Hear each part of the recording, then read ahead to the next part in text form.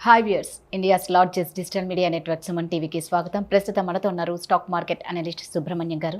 నమస్తే అండి. హాయ్, నమస్తే. ఇప్పుడు మామూలుగా స్టాక్స్ కొనాలి అంటే మన ఇండియన్ అంటే ఒక నాలెడ్జ్ ఉంటుంది, అవేర్నెస్ ఏదో వస్తూ ఉంది. అమెరికన్ స్టాక్స్ కొనాలంటే ఎలా అంటారు? ఇప్పుడు దీనికి ఒక కాంటెక్స్ట్ ఉంది. ఇంతకుముందు వరకు మనకి అమెరికాలో ఇన్వెస్ట్ చేయాల్సిన అవసరం రాలేదు.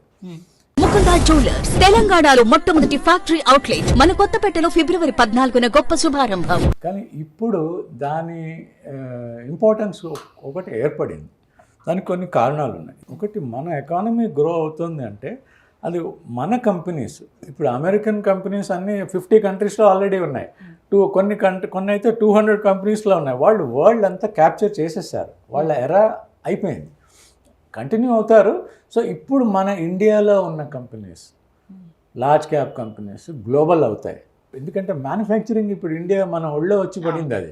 అది చాలా అదృష్టం. దానికి 2 కారణాలు ఉన్నాయి. ఒకటి, మనం రెడీగా ఉన్నాం, అంటే youth. India is a young country. రెండోది, చైనా టుక్ ఏ రాంగ్ టర్న్. ఈ గొడవలు పడే అమెరికాతో ఆ టర్న్ రాంగ్ తీసుకుంటే అది ఇంకా డెడ్ ఎండ్కి వెళ్ళిపోయింది. అది అక్కడి నుంచి ఇంకా when China indirectly declared kind of a economic war with America, they become rivals. So ఇంకా ఇన్వెస్ట్మెంట్, ఫారిన్ డైరెక్ట్ ఇన్వెస్ట్మెంట్ అనేది తగ్గిపోయింది చైనాలో. నెగిటివ్ ఫస్ట్ టైం 20 yearsలో ఈ ఇన్వెస్ట్మెంట్ అంతా అమెరికా వాళ్ళు చేసేది అంతా తగ్గి నెగిటివ్. లాస్ట్ ఇయర్ కంటే ఇయర్ తగ్గింది. ఇంకా వాళ్ళది బిగ్ పవర్, బట్ వాళ్ళు అక్కడే ఉంటారు, పెద్దగా గ్రోత్ రాదు. ఆ ఎర్ర అయిపోయింది, మనకు వచ్చింది. సో ఈ మ్యానుఫ్యాక్చరింగ్ వల్ల ఈ కంపెనీస్ వచ్చి, ఫారిన్ కంపెనీస్ వచ్చి, మనం మొత్తం ఒక 100-200 కంపెనీస్కి స్ప్రెడ్ అవుతాం నెక్స్ట్ 25 yearsలో. ఇది ఇండియా స్టోరీ అంటే మన స్టోరీ. మన కంపెనీస్ 50 కంట్రీస్లో ఉంటాయి. ఆల్రెడీ ఐటీలో చాలా ఉన్నాం. మ్యానుఫ్యాక్చరింగ్లో ఇక్కడి నుంచి కార్స్ ఎక్స్పోర్ట్ అయ్యి, ఇక్కడి నుంచి ఐఫోన్స్ ఎక్స్పోర్ట్ అయ్యి, ఇంకా ఈ స్టోరీ ఆగదు ఇంకా. అయితే ఇప్పుడు ఏమవుతుందంటే ఇండియన్స్కి మనీ ఎక్కువ వస్తుంది, అంటే ఇన్వెస్టబుల్ సర్ప్లస్. సో ఏమవుతుంది, అన్నీ ఇండియాలో పెట్టకుండా స్లోగా అడ్వైజర్స్ స్టార్ట్ అయ్యి వేరే కంట్రీస్లో కూడా అవకాశాలు ఉంటాయి కదా, మనం పెట్టచ్చు కదా.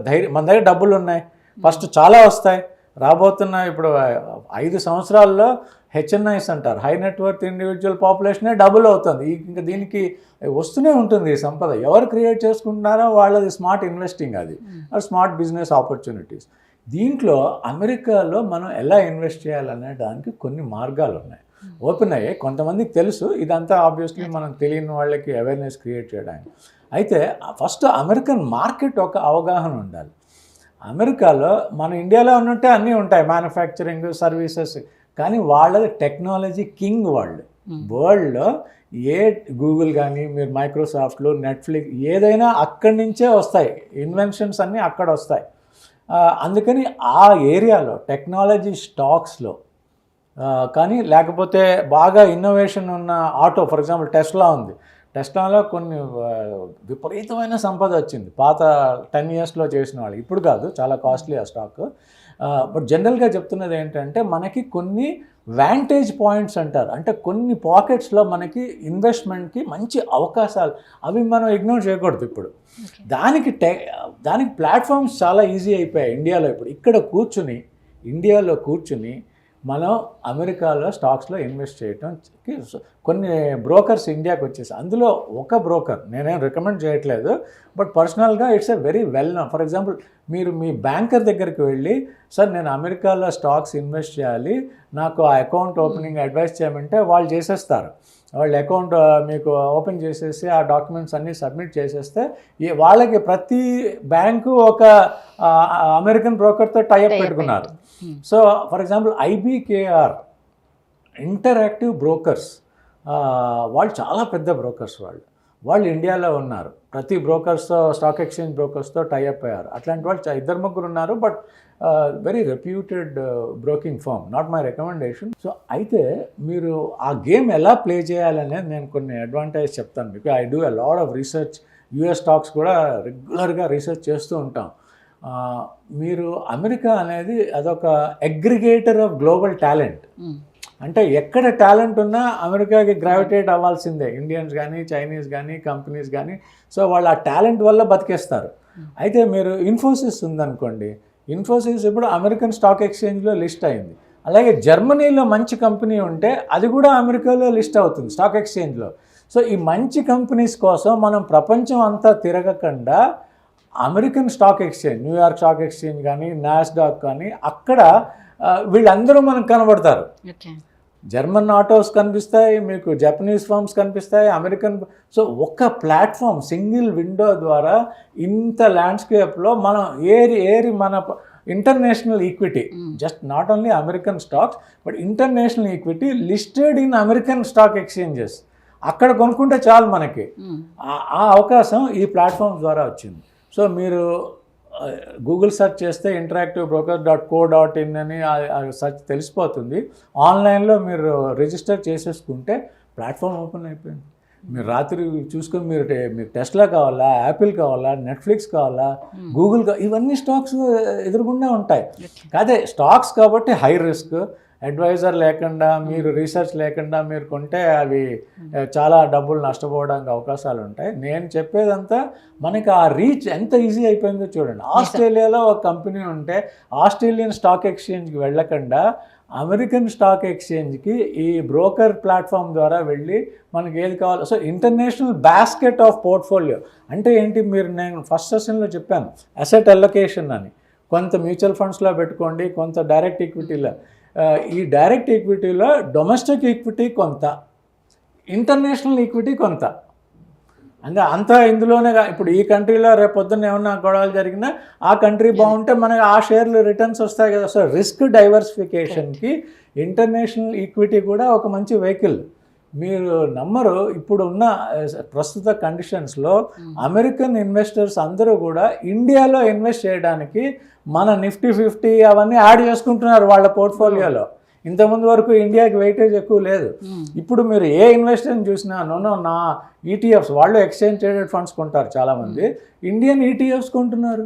Indian PSU ETFs, public sector banks ETFs విపరీతంగా రిటర్న్స్ వచ్చాయి వాళ్ళకి. పిఎస్యు ఈటీఎఫ్స్ రిటర్న్స్ ఇచ్చాయి. సో వాళ్ళు తెలివి మీరిపోయారు. ఆబ్వియస్లీ వాళ్ళు మనకంటే 50 సంవత్సరాల ముందున్నారు. వాళ్ళు ఎక్కడ రిటర్న్స్ కనబడితే they can smell the coffee. అక్కడ వెళ్ళి ఇండియాలో గ్రోత్ ఉందా, ఇండియాకి వెయిటేజ్ పెంచి డబ్బులు తీసుకుని వెళ్ళిపోతారు. సో మనం కూడా అంత షార్ప్గా ఉండాలంటే అక్కడ ఎన్విడియా ఉంది, టెస్లా ఉంది, నెట్ఫ్లిక్స్లు ఉన్నాయి. వీళ్ళంతా ఇంకా నెక్స్ట్ 20 సంవత్సరాలు ఎక్కడ పోరు. వీళ్ళు లోలో కొని హైలో అమ్మే ఆ నాలెడ్జ్ యాక్సెస్ ఉంటే అవి ఎంత అద్భుతమైన కంపెనీస్ అవి. అలాంటి జెమ్స్ కొనడానికి అవకాశాలు ఉన్నాయని నేను ప్రేక్షకులకి చెప్దాం అనుకున్నాను వీటన్నిటిలో. సో ఇలాంటి ప్లాట్ఫామ్స్ మీరు మీ బ్యాంక్ వాళ్ళని అడిగితే జనరల్గా ఇంటర్నేషనల్ ఇన్వెస్టింగ్కి, గ్లోబల్ ఇన్వెస్టింగ్ అనమాట, ఇదంతా గ్లోబల్ ఇన్వెస్టింగ్కి అవకాశాలు ఎలా ఉన్నాయని చెప్తూ ఉంటారు వాళ్ళు. దాంట్లో కూడా మీకు ఇప్పుడు టెక్నాలజీలో, ఆటో సెక్టర్లో, ఆటోస్లో ఇప్పుడంతా ఎలక్ట్రిక్ వెహికల్స్ వచ్చి అమెరికా లీడ్ తీసుకుంటారు. టెక్నాలజీ ఎనీవే మనకి అక్కడ అంటే ముత్యాలు, వజ్రాలు దొరుకుతాయి. నిజంగా జాగ్రత్తగా వెతికి పట్టుకుంటే వాళ్ళకున్న స్కిల్, వాళ్ళకున్న బిజినెస్ సెన్స్. ఇప్పుడు గూగుల్స్ లాంటివి ఇంకో గూగుల్ రాదు, చాలా కష్టం. ఏదో చైనా వాళ్ళు కాపీ చేసి పెట్టుకున్నారు కానీ అంత పవర్. సో అది ఆ స్టాక్ చీప్ అయినప్పుడు వెళ్ళి కొనుక్కుంటే మీకు రేపొద్దున అయితే ఏం అవ్వవు ఆ కంపెనీస్కి. కానీ మన రిటర్న్స్కి కూడా సెక్యూర్డ్గా కొన్ని పాకెట్స్లో ఉన్నాయి, అన్నిట్లో ఉండవు. వాళ్ళే ఇప్పుడు ఫార్మా ఉందనుకోండి, అక్కడ ఫార్మా కొని వేస్ట్. మన ఫార్మా కంపెనీసే అమెరికాలో ఓవర్ ద కౌంటర్ మీరు మందులు ఏవైతే కొంటారో అవన్నీ 50% ఇండియా నుంచి వెళ్తున్నాయి. వాళ్ళు కొనే 100 మందులు ఇంపోర్ట్ చేసుకునే 100%లో 50% మన కంటెంట్. సో కొన్ని సెక్టర్స్ అక్కడ వేస్ట్. కానీ కొన్ని ఆటోస్ కానీ, కొన్ని పాకెట్స్లో ఆటోస్ కానీ, టెక్నాలజీ కానీ, ఆ అవకాశాలు చాలా గోల్డెన్ ఆపర్చునిటీస్. సో మనం కూడా as a country we're doing well, మన హొరైజన్ కూడా పెంచాలి. ప్రపంచమే ఒక మార్కెట్గా చూడాలి మనం, ఇంకా ఈ డొమెస్టిక్ మార్కెట్ ఒక్కటే కాదు. అప్పుడు అవకాశాలు ఎక్కడన్నా దొరకచ్చు. సో ఇది I just wanted to share ఆడియన్స్తో పాటు. రైట్ అండి. ఏంటంటే చాలా ఈజీ, ఒక మంచి అడ్వైజర్ ఉంటే ఇంకా super. Access to quality advice. Thank you so much. Thank you.